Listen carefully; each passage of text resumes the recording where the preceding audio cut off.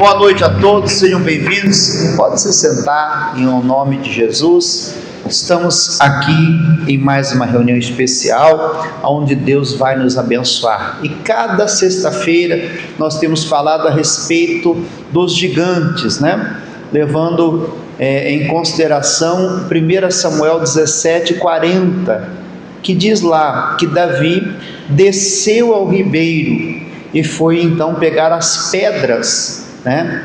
Mostrando que o ribeiro é a palavra, é a Bíblia, né? Que é a fonte das águas. E ali nós encontramos aquelas pedras, as revelações da palavra que vão fazer os gigantes caírem. Davi escolheu 5. Aquilo era como se fosse uma profecia para que no futuro ele vencesse 5 gigantes. Cada sexta-feira falamos já sobre o Golias de Gate, né? Que é o mais conhecido, né? O gigante Golias, aquele que Davi deu uma pedrada na testa dele, ele caiu.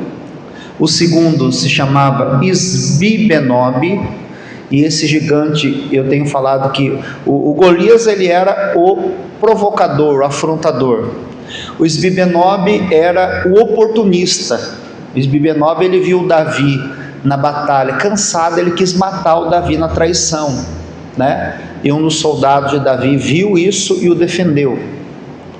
Depois falamos sobre o Saf, semana passada.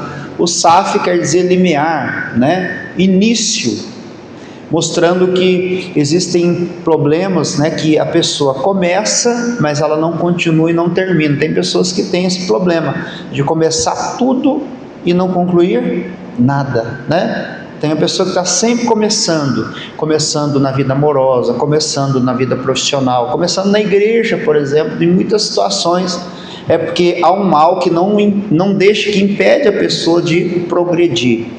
E o último que nós vamos falar hoje, nós vamos falar sobre o Golias Geteu, né? Que é o quarto gigante, Golias Geteu, né? Nós vamos aprender hoje, e semana que vem nós vamos falar a respeito de um gigante chamado, ele não tinha nome na verdade, né? O gigante sem nome, que ele tinha 6 dedos nas mãos e 6 dedos nos pés, mostrando que existem problemas que a gente não consegue nomear, né? Lutas que a gente enfrenta que a gente nem sabe de onde vem e nem sabe como fazer. Então nós vamos aprender aqui hoje. Vamos começar, né, naquela palavra, 1 Samuel 17:40, primeiro livro de Samuel, né? 17, versículo 40.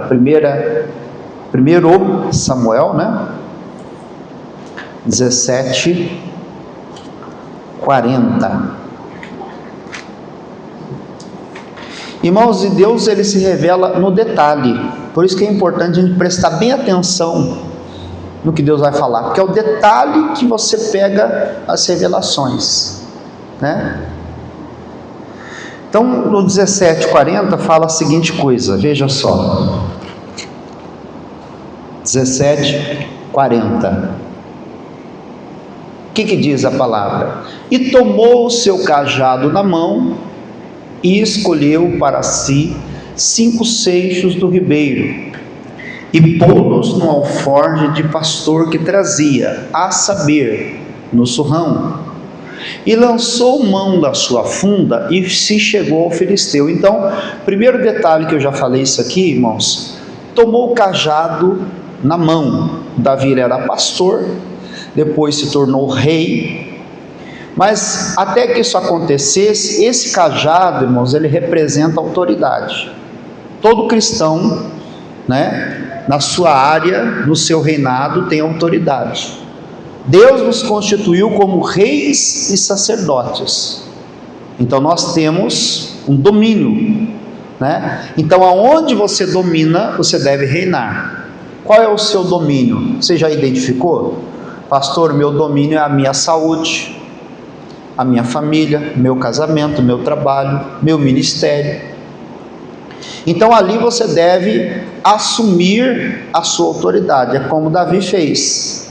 O Davi, naquele momento em que Saul estava acuado, estava escondido na tenda, com medo do Golias, os soldados de Israel, todo mundo com medo. Você imagina, se o rei já estava acuado, imagina os demais soldados. Então Davi falou, deixa comigo, então eu vou assumir responsabilidade. Então, pegar o cajado na mão é um simbolismo de alguém que assume a responsabilidade ou a autoridade sobre o seu domínio, né? Pastor, o diabo está atacando o meu casamento. Você tem participação nele ou não tem? Sim ou não? O seu domínio é o seu casamento. O casamento é sua responsabilidade. Claro, o pastor pode auxiliar, alguém externo pode auxiliar, mas você é peça fundamental no casamento. Então você é como se fosse aquela pessoa que assume o cajado, assume a responsabilidade.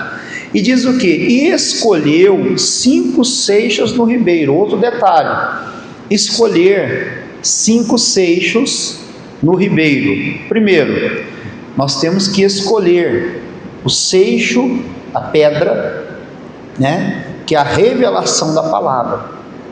Por exemplo, digamos que a pessoa tem um problema de saúde e ela pede a Deus uma palavra. Qual é a palavra que ela vai buscar? A palavra relacionada à saúde. É uma declaração de Deus que fala que a pessoa tem direito à saúde. Então ela vai na Bíblia e ela começa então a folhear, a orar, a buscar. Hoje em dia, com a internet, você pode dar um Google, por exemplo, né? E você pode encontrar com mais facilidade ainda passagens bíblicas que falam a respeito de saúde. Então você faz como Davi fez. Ele escolheu 5 pedras que era necessário. Pastor, são só 5 gigantes? Não, são vários. Eu digo que na vida você vai ter vários gigantes, né? Eu lembro, até citei semana passada, de um jovem que chega ao pastor e pergunta assim: pastor, pediu, né? Pastor, faz uma oração para eu nunca mais ter problema com o diabo. E o pastor quis dar um ensinamento para o jovem e falou: tá bom, jovem, fecha os olhos aí, deixa eu orar. Põe a mão na cabeça dele e falou assim: Jesus, mata agora esse jovem e leva ele para o céu. Aí o jovem deu um pulo. Falou: não, pastor, não quero morrer não. Eu falei: mas você não me pediu que nunca mais queria ter problema com o diabo? Sim.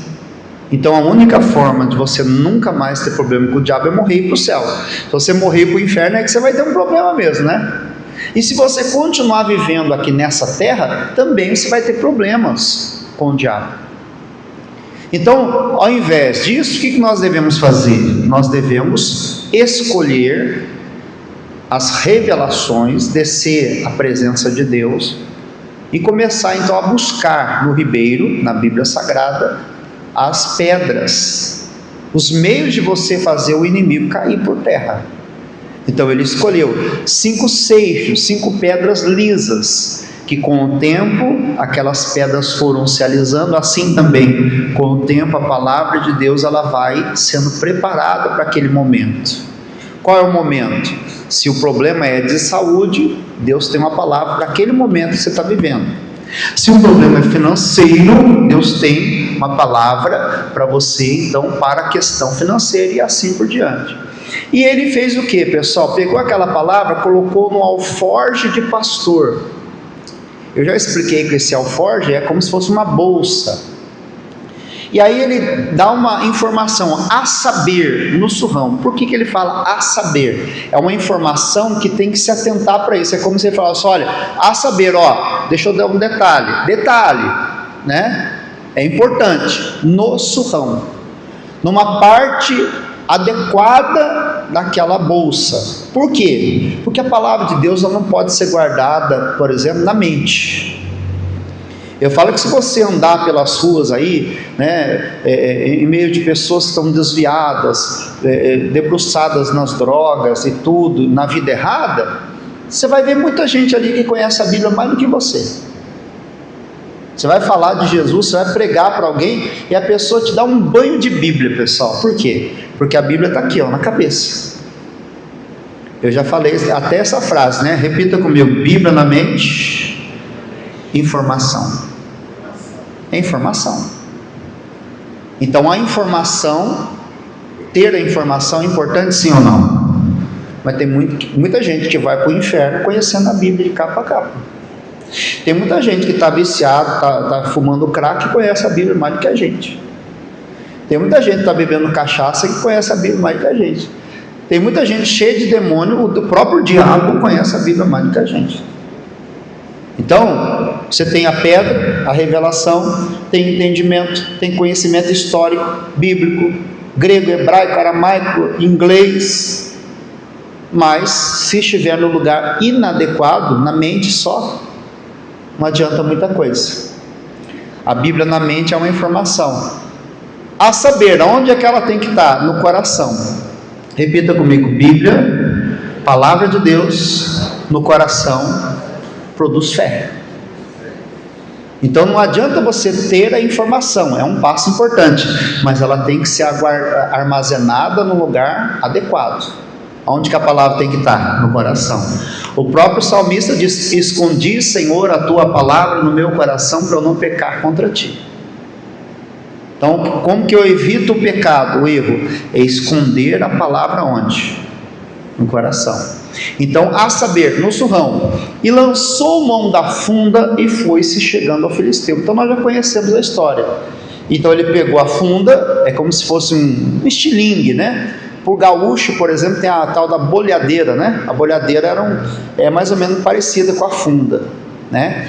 Coloca lá dentro a pedra e começa a girar e solta e dá pedrada. Então Davi fez isso, ele se preparou para aquele momento e ele foi para aquela batalha preparado, irmão. Você tem que entender isso. Nesse mundo você vai ter aflição, você vai ter guerra, você vai ter batalha, você vai ter luta constantemente. Então não seja uma pessoa alienada de dizer assim: não, pastor, quando eu me converter eu não vou ter mais luta. Vai ter, irmão, vai ter. A luta só vai acabar quando você for para o céu. Mas enquanto você estiver aqui, você vai ter luta. Você vai ter luta, vai ter aflição. A palavra diz: muitas são as aflições do justo, o Senhor o livra de todos. Então o segredo é buscar o Senhor, que vai dar solução para todos os problemas. Então aqui ele diz: e foi para cima. Então você começa a ir para a luta, vai para cima do inimigo, e o que acontece? E o filisteu veio se chegando a ele. Ou seja, você vai para cima do gigante e ele vem para cima de você. Pastor, eu comecei a orar pela minha família e o diabo se levantou na minha família, usando a boca do marido, a boca da esposa, a boca do filho. Não é verdade? Quantas das vezes eu já vi alguém falar assim: pastor, meu marido nunca fez conta de eu sair de casa, nunca me pediu conta do dinheiro que eu tenho, onde é que eu gasto, o que eu compro, o que eu não compro. Agora ele começou a pegar no meu pé. Por quê? Porque você está dizimando, você está ofertando, você está patrocinando, você está fazendo a obra de Deus. Então é como se você se levantasse contra o diabo, e ele não vai ficar de braços cruzados, ele também vai se levantar contra você.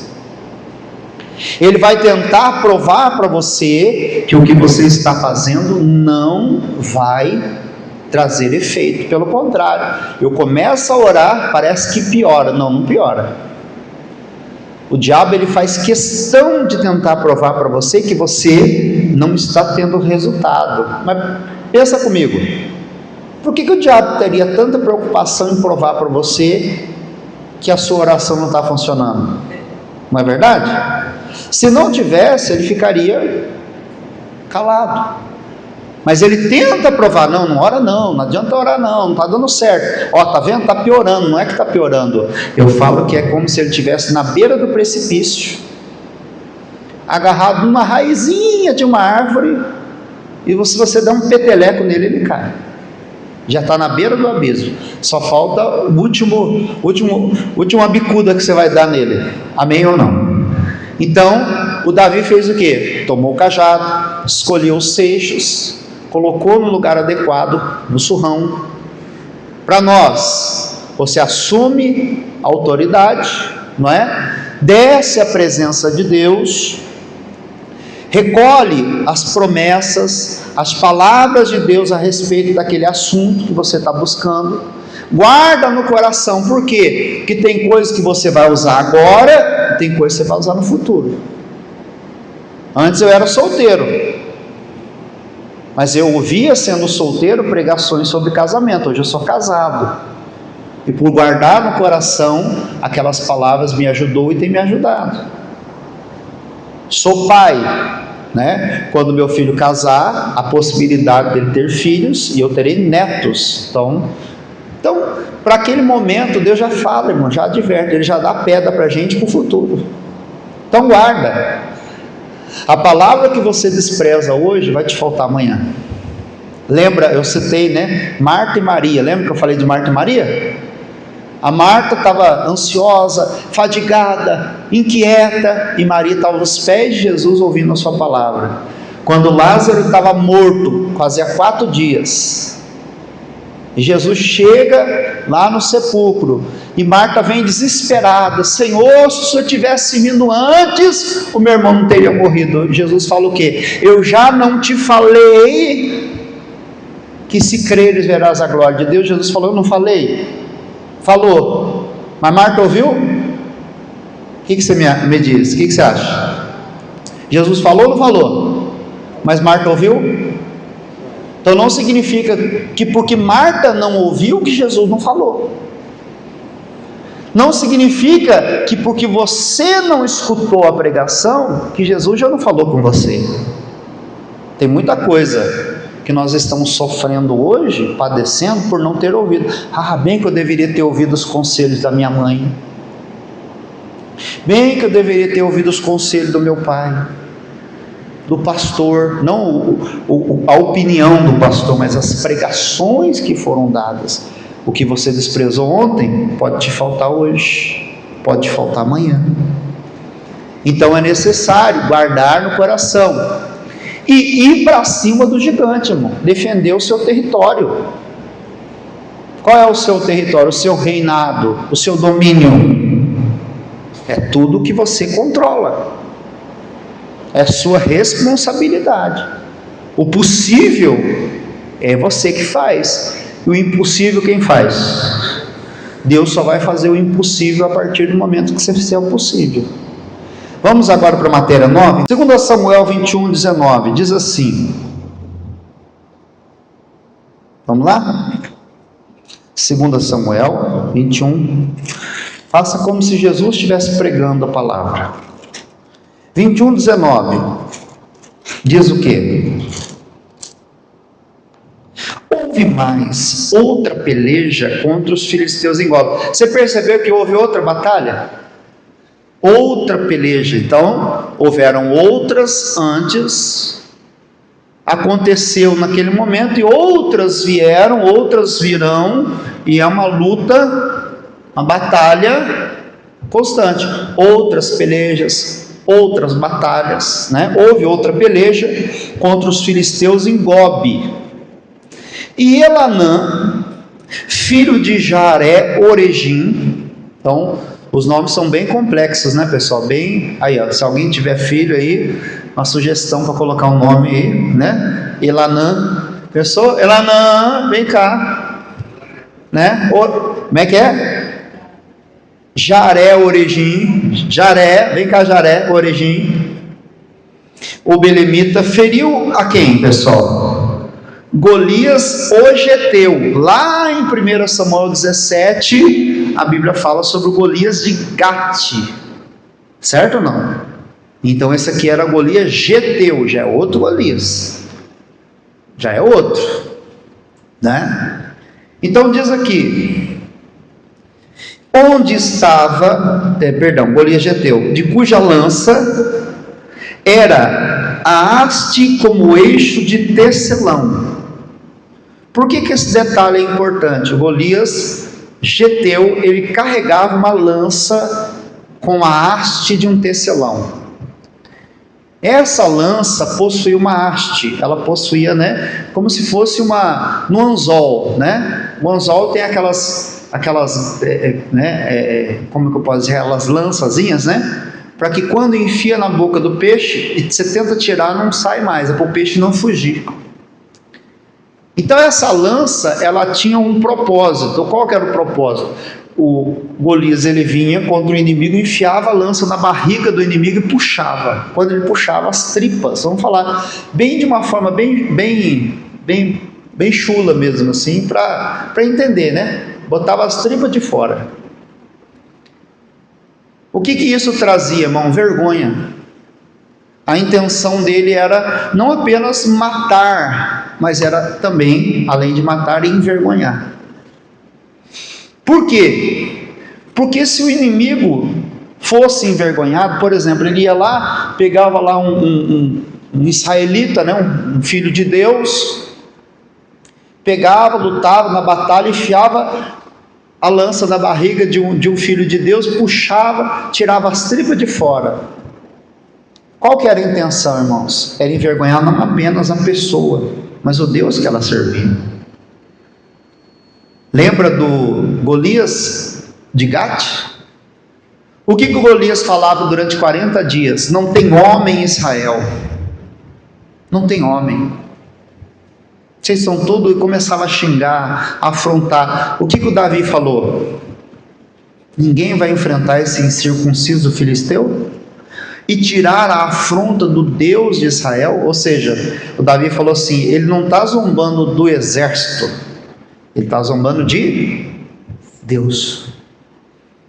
Quando um filho de Deus, ou alguém que se denomina cristão, crente evangélico, erra, peca e falha a ponto de a vergonha da pessoa aparecer, a pessoa não vai dizer, nossa, ele pontualmente cometeu um erro, uma falha, um pecado, então ele, por conta própria, errou, pecou, falhou. Não, vai dizer o quê? Ué, ele não é crente?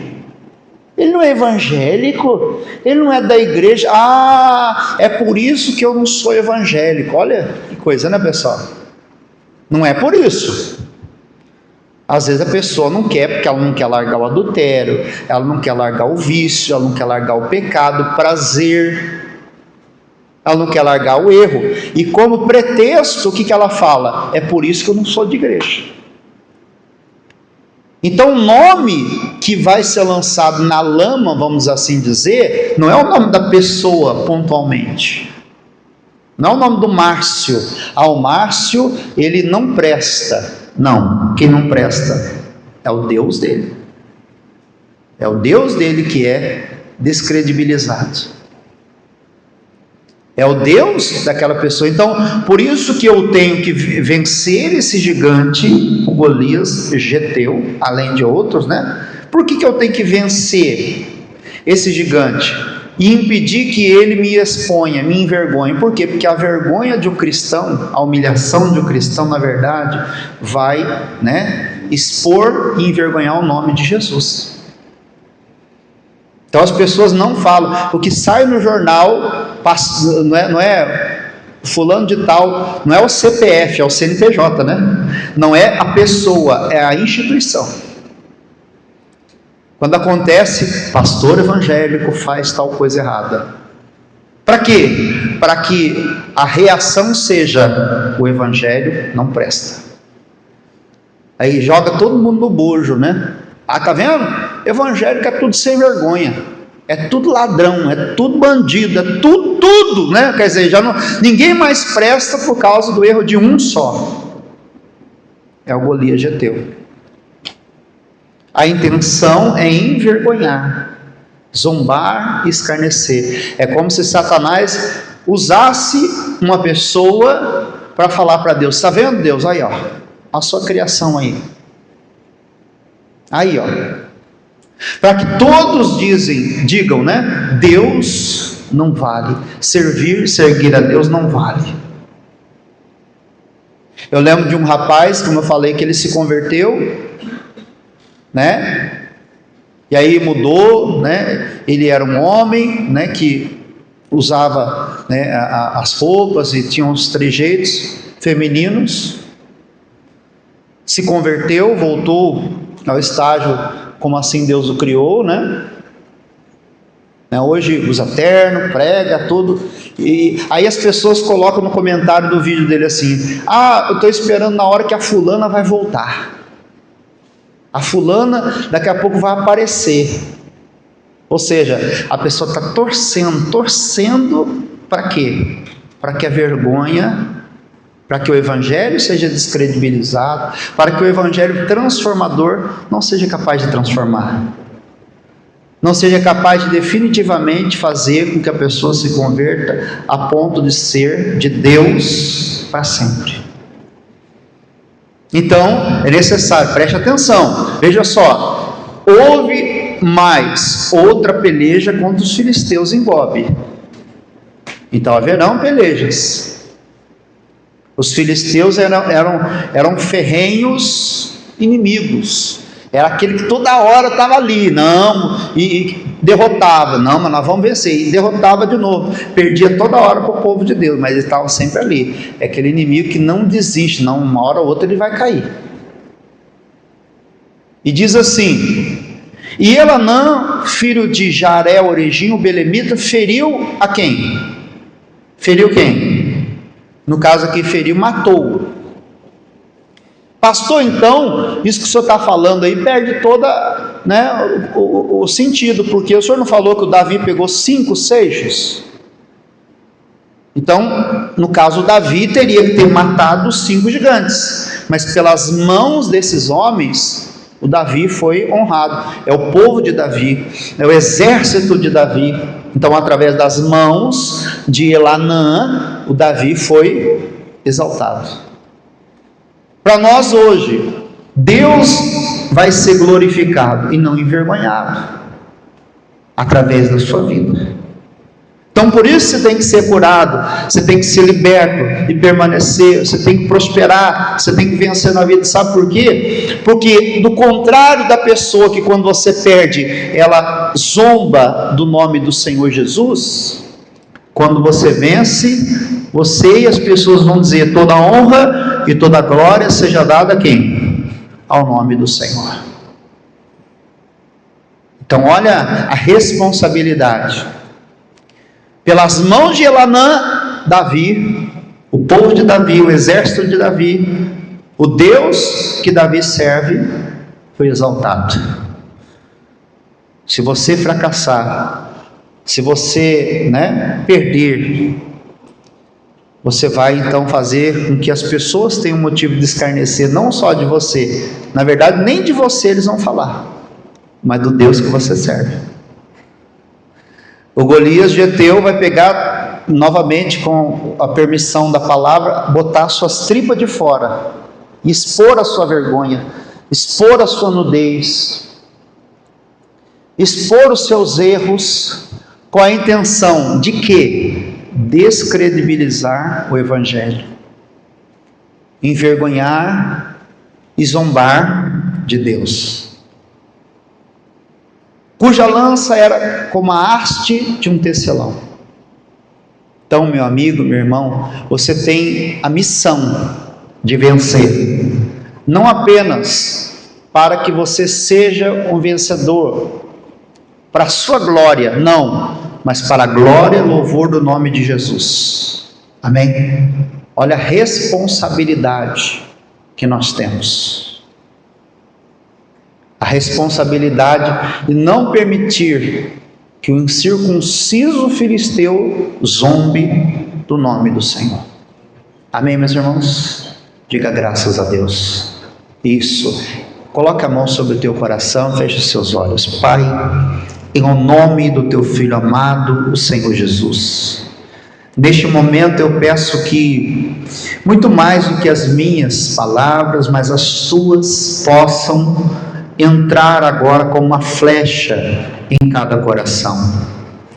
Deus, a tua palavra diz que Elanã foi usado, Pai. As mãos dele feriram o Golias geteu, mas o nome do Senhor foi exaltado e foi glorificado. Ó Deus, e eu tenho certeza que se ele perdesse e se ele fosse envergonhado, não era Elanã, não era Davi, mas era o nome do Senhor, o Deus de Israel, que teria perdido o crédito, teria sido envergonhado. Por isso Davi, meu Deus, ele disse: este incircunciso filisteu não pode falar do nome do Senhor. Então Davi afrontou e venceu, botou o gigante por terra. E que assim haja também dentro de nós esse ímpeto, essa determinação de dizer: o Golias geteu não pode de maneira alguma expor a vergonha, a nudez, mas Deus, que o seu poder seja derramado sobre nós, ó Pai, e nos dê a mesma coragem, a mesma atitude que Elanã teve, e venceu, matou aquele gigante, e o nome do Senhor não foi zombado nem escarnecido, as entranhas não foram expostas nunca mais, porque aquele gigante foi vencido, Pai. A vergonha, meu Deus, foi eliminada, e a glória e o louvor foi para o nome do Senhor. E que assim também cesse, meu Deus, a vergonha. Que todos que conheciam esta pessoa quando servia a Satanás e diziam: esse aí não tem mais jeito, quando ver a transformação, quando ver a mudança, vão dar glórias a Deus, atribuindo a Ele o louvor, o milagre que o Senhor fará. Pai, completa a sua obra, meu Deus. Faça em nós o teu querer, Pai, porque cada vitória não será nossa, mas será no nome do Senhor dos Exércitos. Diga: assim seja, e aplauda o Senhor Jesus com muita fé. Glória a Deus.